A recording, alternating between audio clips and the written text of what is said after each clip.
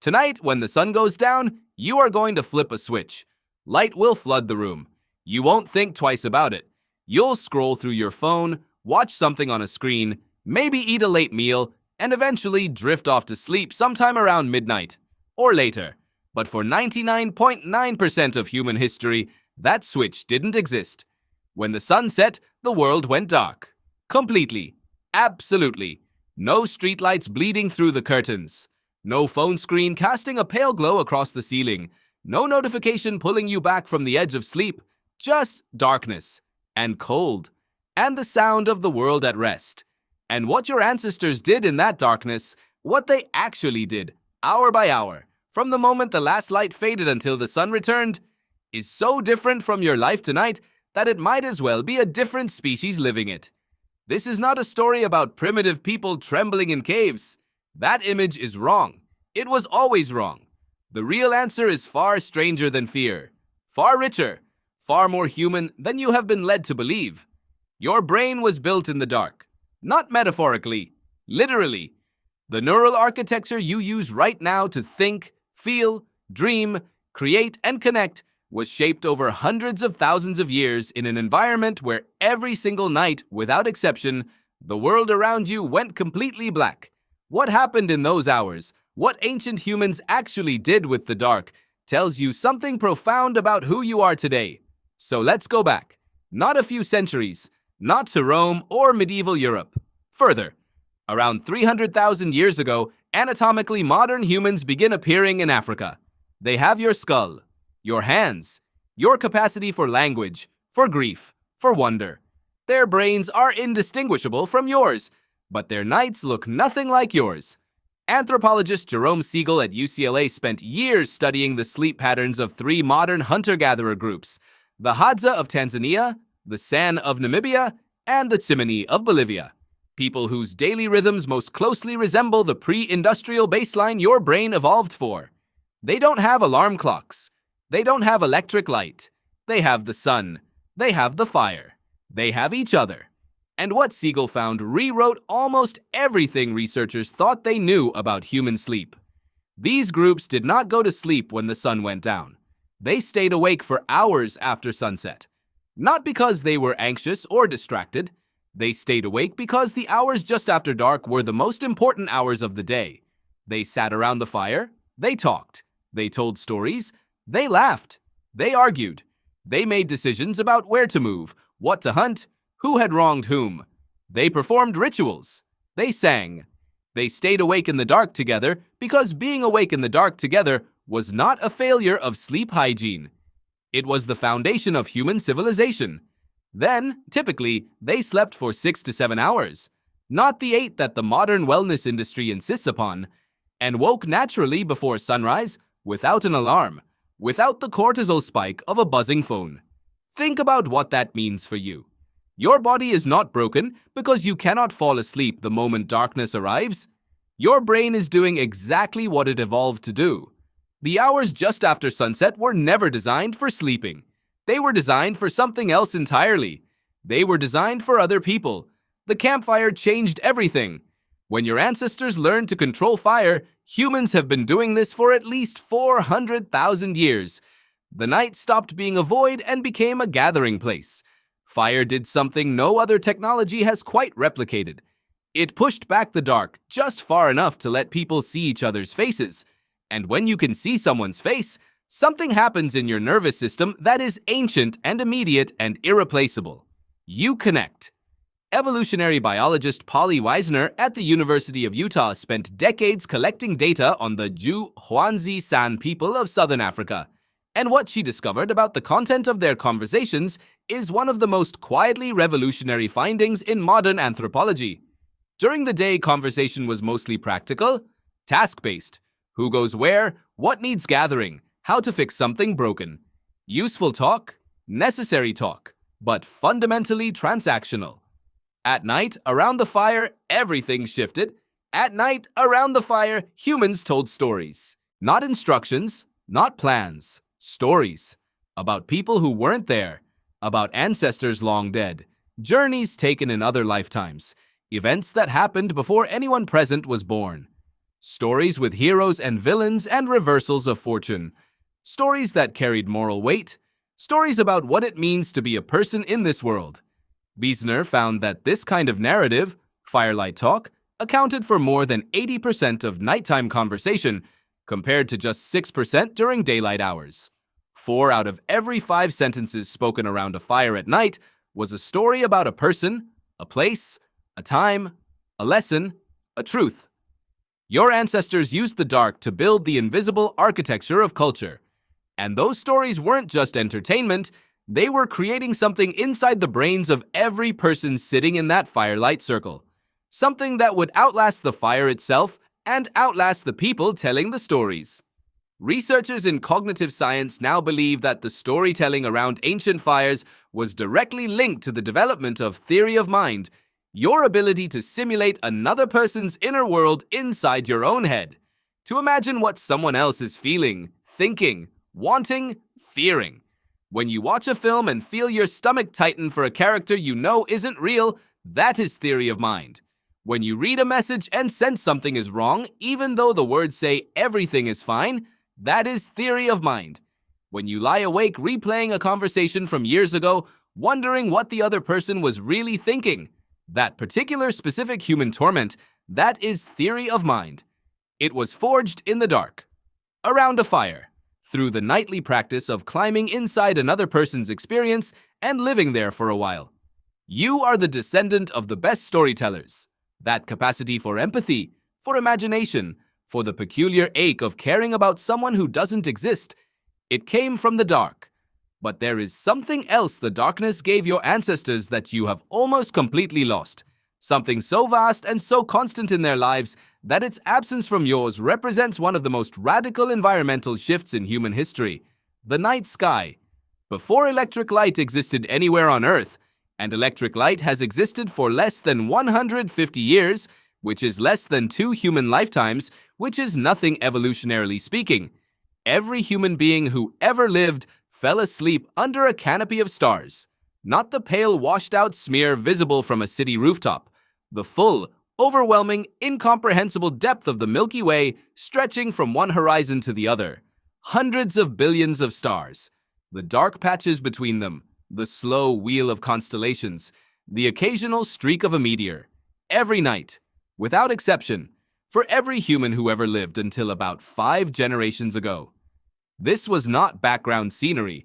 The night sky was a map, a calendar, a clock, a navigation system, a story, a god, a warning, a promise. Ancient humans didn't just look at the stars, they lived by them. The Hadza used star positions to track seasons and predict rain.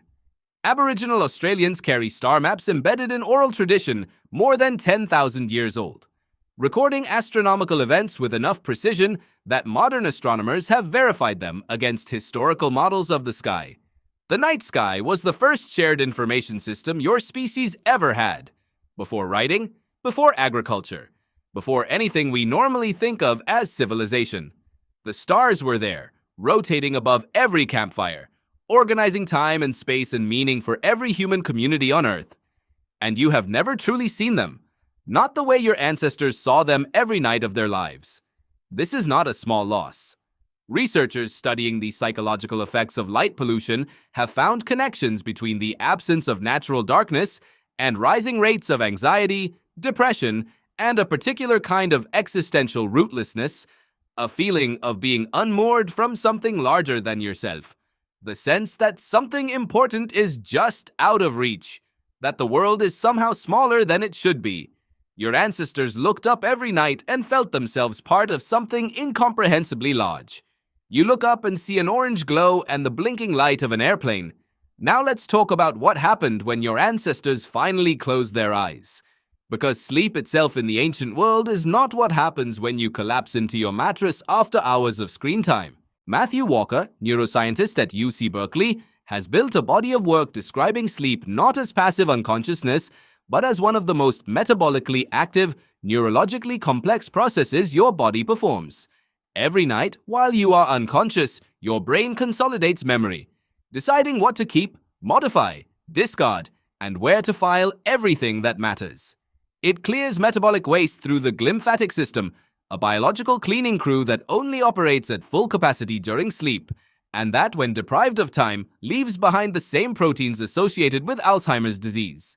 It reboots your capacity to tolerate difficulty. It restores your immune system. It runs the overnight update that keeps you functional. But the rhythm of ancient sleep was different from what you have been told to aim for. Historical records from pre-industrial Europe, combined with anthropological data from cultures without artificial light, reveal a pattern called biphasic sleep. Two distinct phases rather than one consolidated block. People would sleep for 3 or 4 hours after the fire died down. Then they would wake. Naturally, without alarm, usually somewhere between midnight and 3 in the morning. They would lie awake for an hour, sometimes 2, and then sleep again until dawn. The historian Roger Kirch at Virginia Tech spent 16 years researching pre-industrial sleep and found references to this pattern in court records, medical texts, diaries, and literary works from across medieval and early modern Europe. The first sleep. The second sleep. The waking period between them had a name. People called it the watch. And it was not considered strange or abnormal. It was considered sacred time. During the watch, people prayed. They had quiet conversations with whoever lay beside them. Conversations of a kind that are difficult to have in daylight when the world is watching and the pace of life is relentless. They made love. They thought through problems that had resisted solution during busy hours. They lay in soft darkness and let their minds move freely, the way a mind moves when it is neither fully asleep nor fully awake. A state neuroscientists now recognize as distinct from both, associated with unusual levels of creative insight and emotional integration. They interpreted their dreams while the dream was still warm.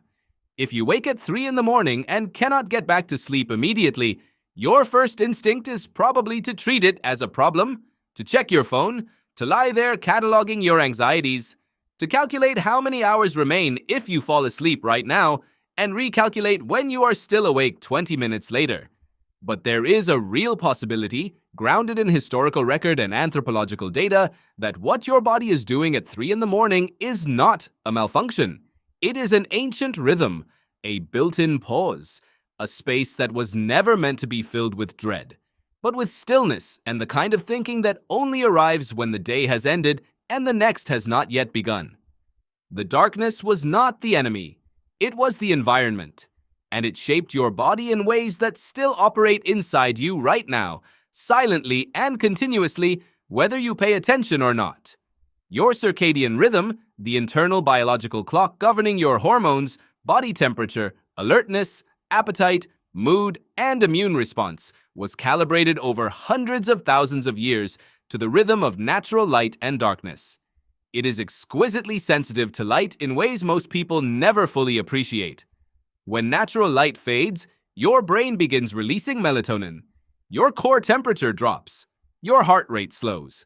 Your digestive system quiets. Your muscles release tension held since morning. Your prefrontal cortex, the part responsible for planning and the endless rehearsal of future disasters, begins to ease its grip. You are being prepared, automatically and without effort, for a particular kind of night. A night with firelight, with quiet voices of people you trust, with stories, with open sky, with a natural waking in the middle, and then with deep restorative sleep until light returns.